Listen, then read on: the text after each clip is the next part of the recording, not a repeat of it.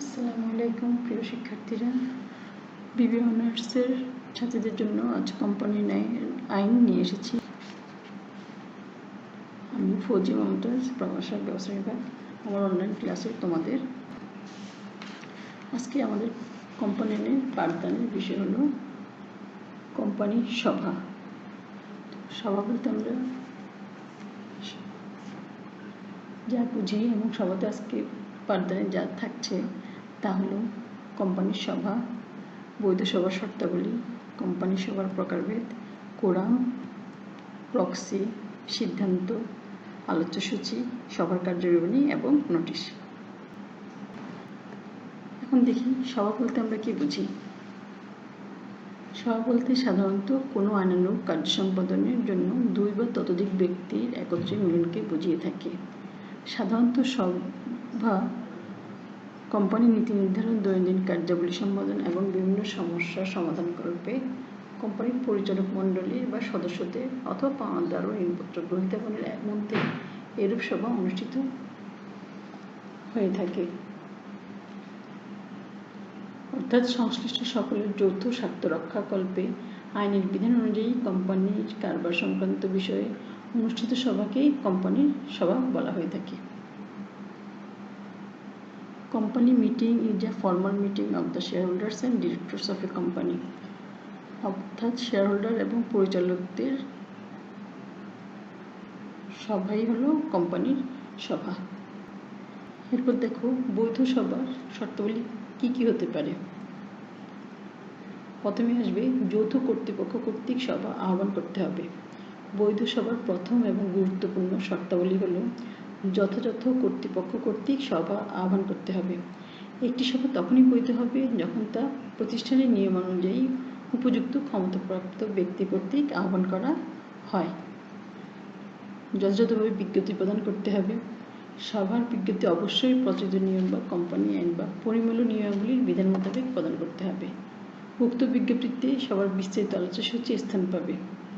সভাকে বৈধ করতে হলে বিজ্ঞপ্তিতে সভাবহনকারীর নাম, স্বাক্ষর ও সিলমোহর থাকতে হবে। বৈধ উদ্দেশ্য ও সিদ্ধান্ত থাকতে হবে। সবার উদ্দেশ্য আইনসম্মত হতে হবে এবং কোম্পানির স্বার্থের বিরুদ্ধে কোনো বিষয়ে আলোচনা করা ও সিদ্ধান্ত নেওয়া যাবে না। উপযুক্ত ব্যক্তিদের সবাই উপস্থিত থাকতে হবে। সবাই কারো উপস্থিত থাকবে তা সভার প্রকৃতির উপর নির্ভর করবে। একটি বৈধ সভায় যাদেরকে সবার বিজ্ঞপ্তি প্রদান করা হবে তারাই মূলত সভায় অংশগ্রহণ করে। তবে কোম্পানির আইনের নিয়ম অনুযায়ী প্রতিষ্ঠান বিশেষ কোনো ব্যক্তিকে সভায় আমন্ত্রণ জানাতে পারেন। কোরাম দেখো, সভা বৈধ হওয়ার জন্য কোম্পানি আইন বা পরিমূল্য নিয়মাবলীর বিধান অনুসারে ন্যূনতম সংখ্যক সদস্য সভা শুরু হতে শেষ পর্যন্ত উপস্থিত থাকতে হবে, অন্যথায় কার্যবিবরণী বৈধতা লাভ করবে না। 1994 সালের কোম্পানি আইনে বলা হয়েছে প্রাইভেট কোম্পানির ক্ষেত্রে সদস্য সংখ্যা 6 জনের অধিক না হলে 2 জন এবং 6 জনের অধিক হলে 3 জন সদস্য এবং অন্যান্য কোম্পানির ক্ষেত্রে 5 জন সদস্যের উপস্থিতিতে কোরাম পূর্ণ হয়। সভাপতি হিসেবে সঠিক ব্যক্তি থাকবেন। কোম্পানির স্থায়ী চেয়ারম্যান বা তার অনুপস্থিতিতে ডেপুটি চেয়ারম্যান সভায় সভাপতিত্ব করবেন। তাদের উভয়ের অনুপস্থিতিতে সভায় উপস্থিত সদস্যগণ কর্তৃক যথানিয়মে নির্বাচিত ব্যক্তিকে সভায় সভাপতিত্ব করতে হবে। যথাসময়ে বিজ্ঞপ্তি প্রদান করতে হবে। অর্থাৎ কোম্পানি আইন বা পরিমূল্য নিয়মাবলীর ধারা অনুযায়ী নির্দিষ্ট সময়ে সভার বিজ্ঞপ্তি প্রদান করতে হবে।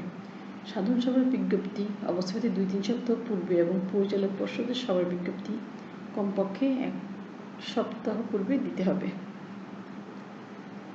আলোচ্যসূচি প্রচার। সবার আলোচ্যসূচি অবশ্যই সংশ্লিষ্ট সকলের নিকট যথাসময়ে এবং যথানিয়মে প্রদান করতে হবে। সভা পরিচালনা আইনসঙ্গত সিদ্ধান্ত গ্রহণে কি থাকবে? সভা প্রচলিত কোম্পানি আইন অনুযায়ী পরিচালনা করতে হবে। সভা পরিচালনার মাধ্যমে সমাপ্তিতে আইনসঙ্গত এবং কোম্পানির স্বার্থে সিদ্ধান্ত গ্রহণ করতে হবে। অর্থাৎ উপরোক্ত শর্তগুলি পালন করলে আমরা একটি কোম্পানি নিয়ে বৈধ সভা হয়েছে বলে ধারণা করা যাবে। কোম্পানি সভার প্রকারভেদ। প্রথমে আসতেছে পরিচালকদের সভা, শেয়ারহোল্ডারদের সভা এবং বিশেষ সভা। সাধারণত এই 3 ভাগেই কোম্পানি সভাকে ভাগ করা হয়। পরিচালক সভা হলো দায়িত্ব কোম্পানির পরিচালক মণ্ডলীর উপর ন্যস্ত থাকে কোম্পানির দৈনন্দিন কার্য পরিচালনা এবং ব্যবস্থাপনার কাজগুলো। কোম্পানি আইন, সংঘবিধি বা পরিমাণ নিয়মাবলী নির্দেশ অনুযায়ী কোম্পানির পরিচালকদের দ্বারা অনুষ্ঠিত সভাকে পরিচালক সভা বলা হয়ে থাকে। এই সভাকে আবার দুই ভাগে ভাগ করা যেতে পারে: পর্ষদ সভা এবং কমিটি সভা। পর্ষদ সভা হলো কোম্পানির পরিচালকগণ যৌথভাবে কারবার পরিচালনা করার জন্য একটি পর্ষদ বা বোর্ড গঠন করবেন। একে পরিচালক পর্ষদ নামে অভিহিত করা হয়। এই পরিচালক পর্ষদ কোম্পানির পরিচালনা ও ব্যবস্থাপনা বিষয়ক নীতি নির্ধারণের জন্য সিদ্ধান্ত গ্রহণ করতে সময়ে সময়ে অধিবেশন বা সভায় মিলিত হয়। এই সভাকে পরিচালক পর্ষদের সভা বা সংক্ষেপে পর্ষদ সভা বলা হয়ে থাকে। আরেকটি হলো যে কমিটি সভা। অনেক সময় কোম্পানির কোনো বিষয় বা কাজ তদারক বা বিবেচনার জন্য পরিচালক মণ্ডলীর কতিপয় সদস্য সমন্বয়ে একটি স্থায়ী বা অস্থায়ী কমিটি গঠন করা হয়। উক্ত কমিটির সদস্যগণ তাদের উপর অর্পিত দায়িত্ব সম্পর্কে আলাপ আলোচনা, সিদ্ধান্ত গ্রহণ ও বাস্তবায়নের জন্য যে অধিবেশন মিলিত হয় তাকে কমিটি সভা বলা হয়ে থাকে। শেয়ার হোল্ডার সভা বলতে কি বুঝি আমরা? কোম্পানির শেয়ার হোল্ডার বা শেয়ার মালিকগণ কর্তৃক কোম্পানিতে যেসব সভা অনুষ্ঠিত হয় তাকে শেয়ার হোল্ডার বা শেয়ার মালিকদের সভা বলা হয়ে থাকে। এটাকে আমরা তিন ভাগে ভাগ করতে পারি: সংবিধিবদ্ধ সভা, বার্ষিক সাধারণ সভা, জরুরি বা অতিরিক্ত সাধারণ সভা। তা সংবিধিবদ্ধ সভা বলতে কি বোঝানো হয়েছে এখানে? কোম্পানি গঠনের পরে শেয়ার হোল্ডারগণ সর্বপ্রথম আনুষ্ঠানিকভাবে যে সাধারণ সভায় মিলিত হয় তাকেই সংবিধিবদ্ধ সভা বলা হয়ে থাকে। কোম্পানির জীবদ্দশায় এই সভা মাত্র একবারই অনুষ্ঠিত হয়ে থাকে। এ ধরনের সভা যেদিন অনুষ্ঠিত হয় তার কমপক্ষে 21 দিন পূর্বে কোম্পানির শেয়ার হোল্ডারদের নোটিশ পাঠাতে হয়। নোটিশের সাথে কোম্পানির আইনের প্রস্তুতকৃত বিধিবদ্ধ বিবরণীর কপিও প্রেরণ করতে হবে। তারপর দেখো বার্ষিক সাধারণ সভা। বার্ষিক সাধারণ সভা সংক্ষিপ্ত প্রশ্ন আকারেও তোমাদের পরীক্ষায় আসতে পারে, জাতীয় বিশ্ববিদ্যালয়ের পরীক্ষায়। যৌথ মূলধনী কোম্পানিকে প্রতি বছরে একবার সাধারণ শেয়ার হোল্ডারদের উদ্দেশ্যে যে সভা অনুষ্ঠিত করতে হয় তাকে বার্ষিক সাধারণ সভা বলা হয়।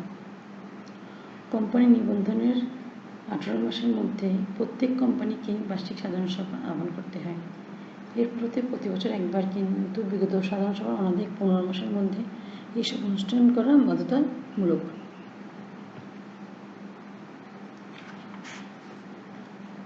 জরুরি বা অতিরিক্ত সাধারণ সভা বলতে কি বোঝানো হয়েছে? কোনো জরুরি বা গুরুত্বপূর্ণ বিষয়ে আলোচনা ও সিদ্ধান্ত গ্রহণের জন্য কোম্পানির শেয়ার হোল্ডারদের যে সভা আহ্বান করা হয় তাকে জরুরি বা অতিরিক্ত সাধারণ সভা বলা হয়ে থাকে। একে বিশেষ সাধারণ সভাও বলা হয়ে থাকে। বিধিবদ্ধ বার্ষিক সাধারণ সভা ব্যতীত সব সাধারণ সভায় বিশেষ সাধারণ সভা নামে অভিহিত। এখন দেখি আমরা বিশেষ সাধারণ সভা বা বিশেষ সভা সমূহ কি কি। দুটো বিশেষ সভা: শ্রেণী সভা এবং পাওনাদারদের সভা। শ্রেণী সভা হলো যৌথ মূলধনী কোম্পানির বিভিন্ন শ্রেণীর শেয়ার থাকে এবং এক এক শ্রেণীর শেয়ারে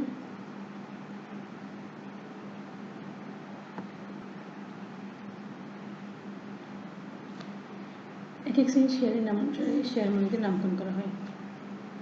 যেমন সাধারণ শেয়ারের মালিক বা শেয়ার হোল্ডারদের, অগ্রাধিকার শেয়ারের মালিক বা শেয়ার হোল্ডার ইত্যাদি। এরূপ কোনো শেয়ার মালিকদের স্বার্থে যদি কখনো কোনো সভা আহ্বান করা হয় তখন তাকে শ্রেণী সভা বলা হয়ে থাকে। আর অন্যদিকে পাওনাদারদের সভা হলো যে কোম্পানির একত্রীকরণ, পুনর্গঠন, পুনর্বিনিয়োগ বা বিলোপ সাধনের উত্তমন্যদের উপস্থিতিতে যে সভা অনুষ্ঠিত হয় তাকে পাওনাদারদের সভা বলা হয়ে থাকে। এই ধরনের সভা কোম্পানির পরিচালক মণ্ডলী অথবা তাদের দ্বারা নিযুক্ত আইনজ্ঞ দ্বারা আহ্বান করা হয়। অনেক সময় আদালতের নির্দেশে এই ধরনের সভা আহত হতে পারে। এই সভার মূল উদ্দেশ্য হচ্ছে কোম্পানির আর্থিক সুযোগ-সুবিধা থেকে পরিত্রাণ লাভের জন্য বিভিন্ন প্রকার পাওনাদার সাথে আপোষ নিষ্পত্তি করা। এগুলো কোম্পানির সভা। বড় প্রশ্ন যে কোম্পানির সভা আমাদের প্রশ্ন করছে। কোরাম কি?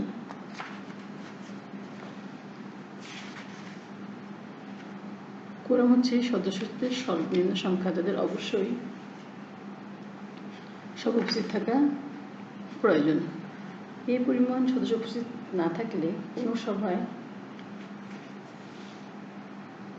সম্পাদিত কার্যগুলি আইনসিদ্ধ বলে গণ্য হয় না। সর্বনিম্ন পরিমাণ সদস্য সভা উপস্থিত না থাকলে ওই সভায় গৃহীত কোনো সিদ্ধান্ত অন্যের কাছে গ্রহণযোগ্য না হতে পারে। তাই প্রত্যেক সংগঠনের গঠনতন্ত্র বা উপবিধি বা কোম্পানির ক্ষেত্রে কোম্পানি আইনে বা পরিমূল্য নিয়মগুলিতে এই সম্পর্কে নিয়ম বা বিধানের উল্লেখ থাকে। সাধারণত কোম্পানির সচিবকে সবার কার্য আরম্ভ করতে সর্বনিম্ন সদস্য সংখ্যা উপস্থিত হয়েছে কি না তা প্রথমে যাচাই করে দেখতে হয়। প্রয়োজনীয় সংখ্যক সদস্য উপস্থিত থাকলে তিনি সভাপতিকে তা অবহিত করেন এবং সবার সভাপতি কোরাম হয়েছে এই মর্মে ঘোষণা প্রদান করে সবার কাজ শুরু করেন। এখন দেখি কোরামের প্রয়োজনীয়তা কেন। সভা শুরু করার জন্য সর্বনিম্ন সংখ্যক সদস্য বা কোরাম নামে অভিহিত তা অবশ্যই উপস্থিত থাকা প্রয়োজন। সবার কাজ আনুষ্ঠানিকভাবে সমাপ্তি না হওয়া পর্যন্ত এই উপস্থিতি প্রয়োজন হয়। যে সকল কারণে সভায় কোরামের প্রয়োজন হয়। কোনো সভা অনুষ্ঠান, যে কোনো সংস্থার সভা অনুষ্ঠান করার প্রথম কাজ হলো কোরাম বা সর্বনিম্ন সংখ্যক সদস্য উপস্থিত আছে কিনা তা দেখা, কারণ এই পরিমাণ সদস্য উপস্থিত না থাকলে সভা অনুষ্ঠিত হতে পারে না। তারপর আসছে সভা মুলতবি। সবার কোরাম শুধু সভারম্ভের সময় থাকলে চলবে না, সভা চলাকালীন সময়ই থাকতে হবে। সভা চলাকালীন সময় যদি কোরামের অভাব হয় এবং কোনো সদস্য যদি এই সভায় সভাপতি দৃষ্টি আকর্ষণ করেন তাহলে সভাপতিকে সভা মুলতবি রাখতে হবে। তারপর দেখো কি আসছে সবার কার্যাবলী ও সিদ্ধান্ত। সবার কার্যের শুরু থেকে শেষ পর্যন্ত যদি প্রয়োজনীয় সর্বনিম্ন সংখ্যক উপস্থিত না থাকে তবে ওই সভার অনুষ্ঠিত কার্যাবলী এবং গৃহীত কোনো প্রস্তাবই আইনসম্মত বলে গণ্য হবে না। সুতরাং যে কোনো সভা অনুষ্ঠানের জন্য কোম্পানি সভা অনুষ্ঠানের জন্য অনেক প্রয়োজন। এখন দেখব আমরা প্রক্সি বা ভোটদান প্রতিনিধি।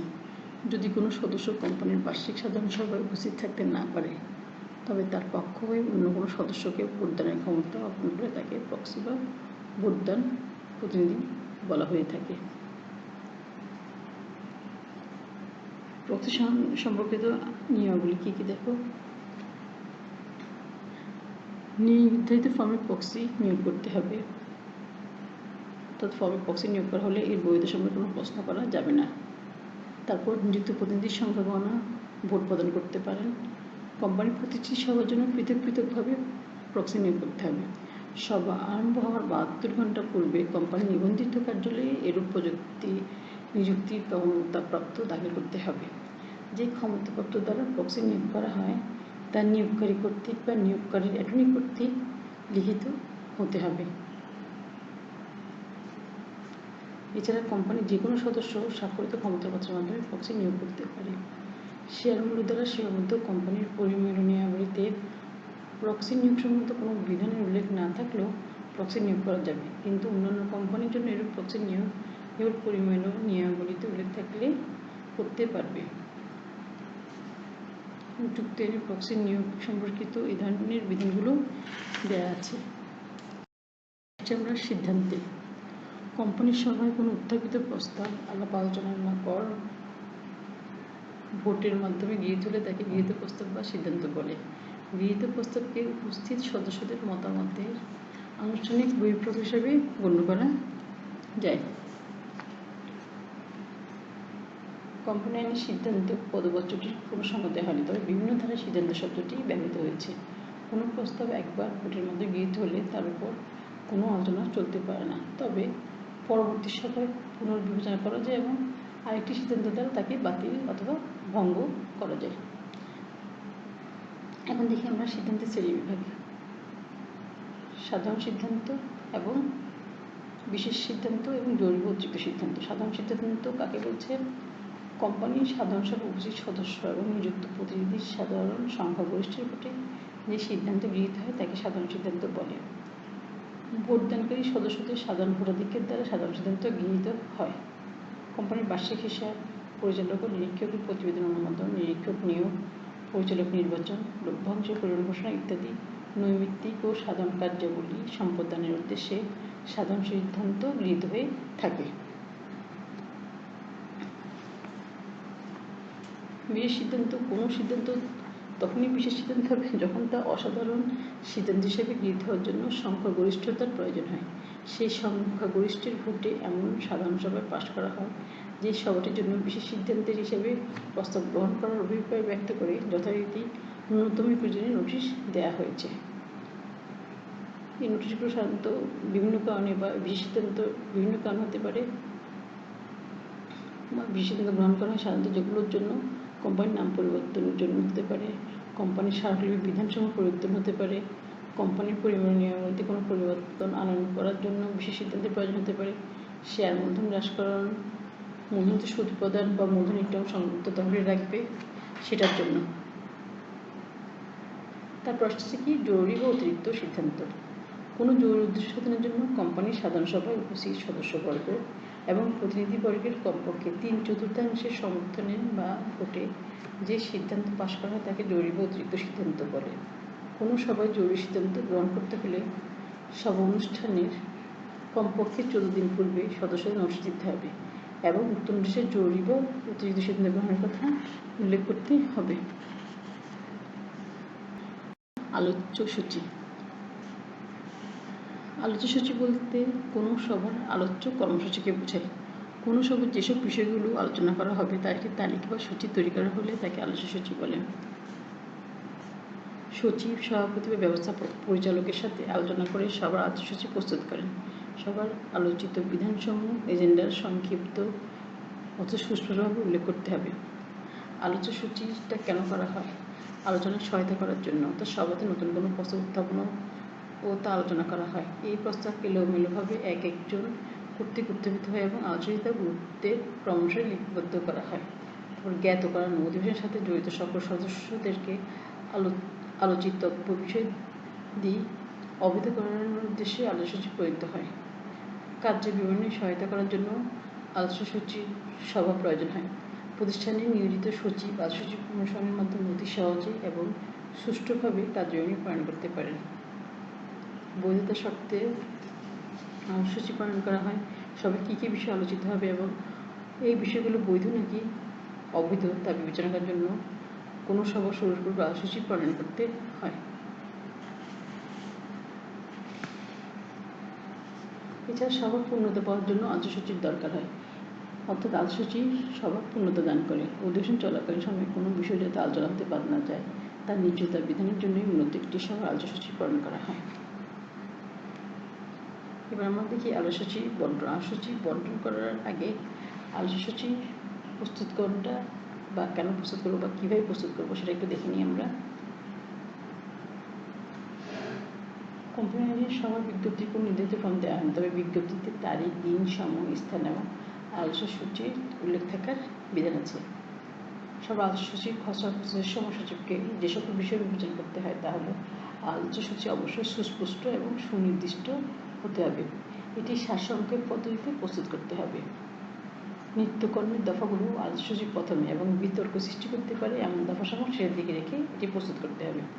একই প্রকৃতির সকল দফাসমূহকে গুরুত্বের ক্রমশই সাজাতে হবে, যথা সভাপতি ব্যবহারের জন্য আলোচ্যসূচি এবং সদস্যদের নিকট প্রেরণের জন্য আলোচ্যসূচি। দেখো আমরা কীভাবে বন্টন করবো। সভাপতি ব্যবহারের জন্য আলোচ্যসূচি। সভাপতির জন্য ব্যবহৃত আলোচ্যসূচি ফুল স্কেপ কাগজের বাম দিকে ট্যাগ করা অবস্থা থাকে। এর প্রতিটি লাইনের মাঝখানে বড় ফাঁক রাখা হয় এবং ডান দিকে প্রশস্ত মার্জিন রাখা হয়। ডান দিকের মার্জিন নিয়ে সভা চালানোর সময় সভাপতি আলোচনার সিদ্ধান্ত, প্রস্তাবগুলি বা মন্তব্য লিখে রাখেন। এটি পরবর্তীতে কার্যবিধি লেখায় সচিবকে সহায়তা করে থাকে।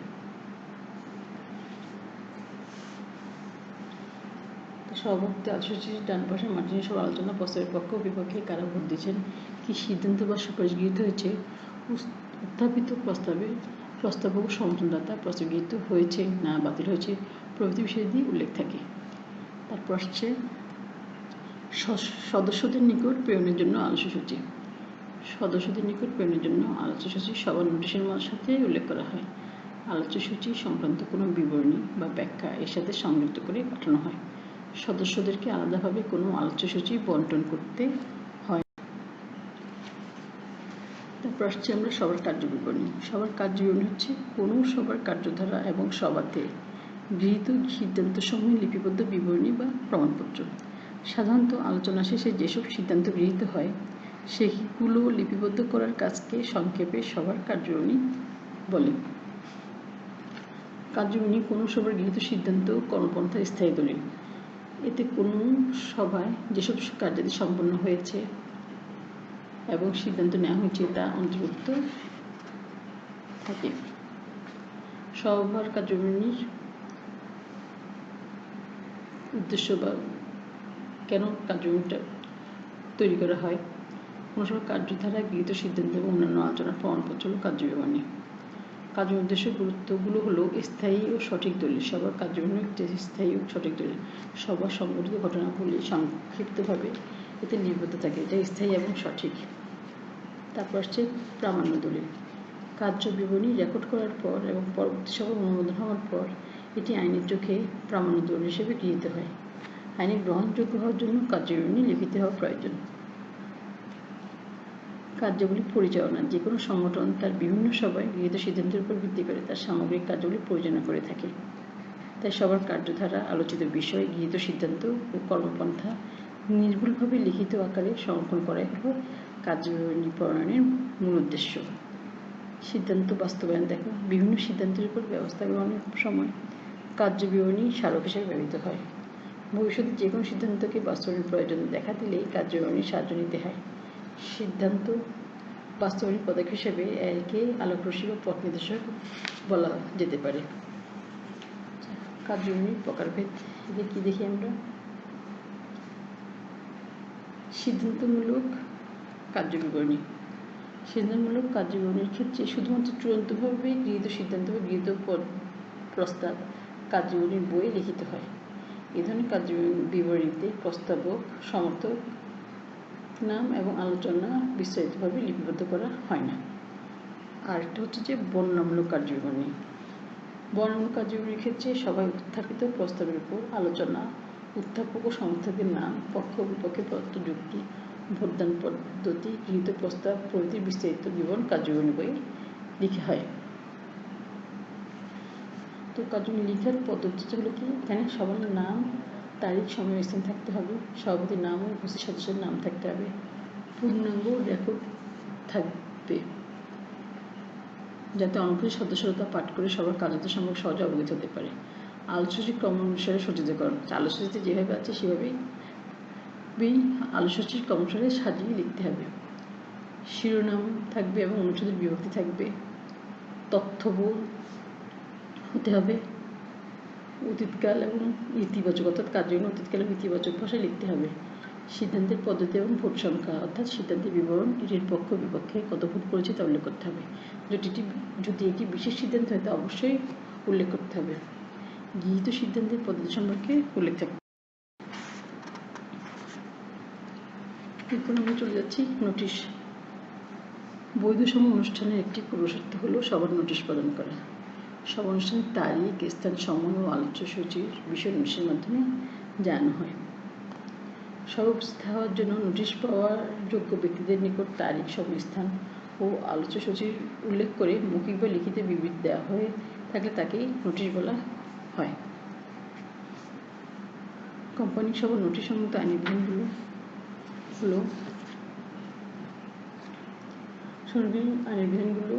হলো অনূন্য 14 দিনের লিখিত নোটিশ দিয়ে কোম্পানির বার্ষিক সাধারণ সভা আহ্বান করা যাবে এবং বার্ষিক সাধারণ সভা ব্যতীত অন্য কোনো সাধারণ সভা কিংবা কোনো বিশেষ সিদ্ধান্ত গ্রহণের জন্য 21 দিনের লিখিত নোটিশ দিয়ে সাধারণ সভা আহ্বান করা যাবে। তবে এখানে শর্ত থাকে, যে সকল ব্যক্তিকে লিখিতভাবে সম্মতি দান করলে উক্ত সময় অপেক্ষা স্বল্প সময় নোটিশও সভা আহ্বান করা যাবে। তারা হলো বার্ষিক সাধারণ সভার ক্ষেত্রে উক্ত সভা উপস্থিত হবার এবং তাতে ভোট প্রদানের অধিকারী সকল সদস্য, এবং অন্য যে কোনো সভার ক্ষেত্রে কোম্পানির শেয়ার মূলধন বিশিষ্ট কোম্পানি হলে তার ওই সকল সদস্য যারা কোম্পানির পরিষদ শেয়ারের মূলধনের এমন শেয়ারের ধারক যে তারা উক্ত সভায় কোম্পানির অন্যান্য শতকরা 95% ভোটদান ক্ষমতার অধিকারী। তারপর আসছে প্রত্যেক সদস্যকে কোম্পানি সভা নোটিশ দিতে হবে এবং সবার সম্পাদিতব্য কার্যাদি বিবরণ নোটিশে উল্লেখ থাকতে হবে। তো এটাই ছিল আজকে আমার কোম্পানি সভার মূল আলোচনা। সংবিধিত সভা, বিধিবদ্ধ সভা, বার্ষিক সাধারণ সভা, এগুলো ভালো করে পড়তে হবে। সবার বৈধ সভার শর্তাবলী এগুলো করবে এবং ভালো করে পাঠগুলো মুখস্থ করলে তোমরা আসলে ভালো করে উত্তরগুলো দিতে পারবে। তো সুস্থ থাকবে, নিরাপদে থাকবে, মনোবল দৃঢ় রাখবে, ভীত হয়ে পড়বে না। সবাই ভালো থাকবে। আল্লাহ হাফেজ।